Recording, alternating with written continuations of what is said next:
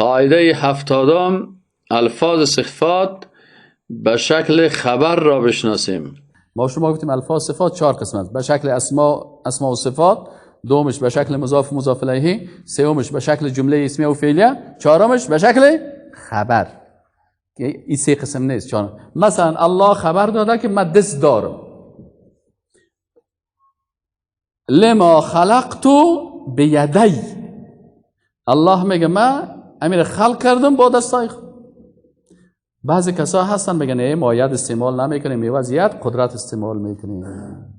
خب وقتی که تو میگی ید به معنای قدرت استعمال میکنی، اینجا گفته بل یداه مبسوطتان، هر دو دست الله مبسوط هستن، فراخ هستن. این چه قسم ترجمه میکنی خیلی؟ دو قدرت الله مبسوط هستن؟ بر الله دو قدرت جور کردی؟ این باز برشان مشکل پیدا میشه. از این خاطر این حال ما و شما گفته بودیم که اسما و الله و صفات الله را به شکل توقیفی میفهمیم. الله ید داره بلی داره. معنایش چی است؟ معنایش دست است. ایمان داریم بلی ایمان داریم. چرا ایمان داریم؟ به خاطر که در قرآن آمده. چه قسم است؟ تشبیه نمیکنه، مثل دست ما نیست. چه قسم است؟ کیفیت داره بلی کیفیت داره. شما کیفیتش میفهمین؟ نه خیر، ما کیفیتش نمیفهمیم. چرا نمیفهمیم؟ چرا مربوط غیب میشه. الله دست هم داره، ید داره و یدش در قرآن ثابت است و ید الله کیفیت هم داره، ولی ما کیفیتش نمیفهمیم. این است که کیفیت نداره. اگر بگویی بلا کیف هیچ کیفیت نداره، بازی تشبیه میشه با چی؟ با یک جسم غیر متحرک. در عقیده اینی گپای دقیق است که بسیاری کسایی که عقیده را نمیفهمن اشتباه میکنن. پس بعضی علما که میگه ید بلا کیفی الله، به معنای عزیز که یعنی ید الله که کیفیت داره و ما کیفیتش نمیفهمیم، نه به این معنی که ید الله هست کیفیت نداره. فهمیدین یا نه؟ پس الله در خبر داده که ید داره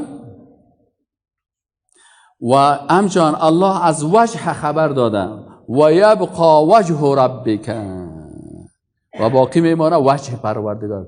یعنی وجه ما و شما اینجا اطلاق جز و اراده چیست؟ کل هست. پس اینال اینجا الله سبحانه و تعالی وجه داره، اما وجه های ما و شما که از چی است؟ باقی نمیمانه.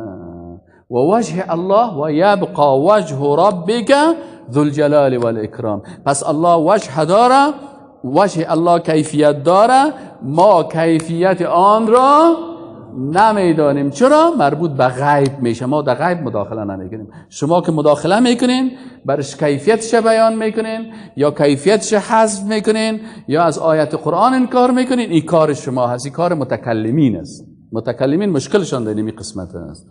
دیگه علم الله هست که الله خبر داده، انزله بعلمه، همچنان از قوت خود الله خبر داده. اولم یروا ان الله الذی خلقهم هو اشد منهم قوه. الله از مشیت خود خبر داده و ما تشاءون الا ان یشاء الله. شما نمیتونین یک چیزی رو بخواین مگر آنچه که الله بخواد. پس الله از مشیت خود، این صفات چی هست؟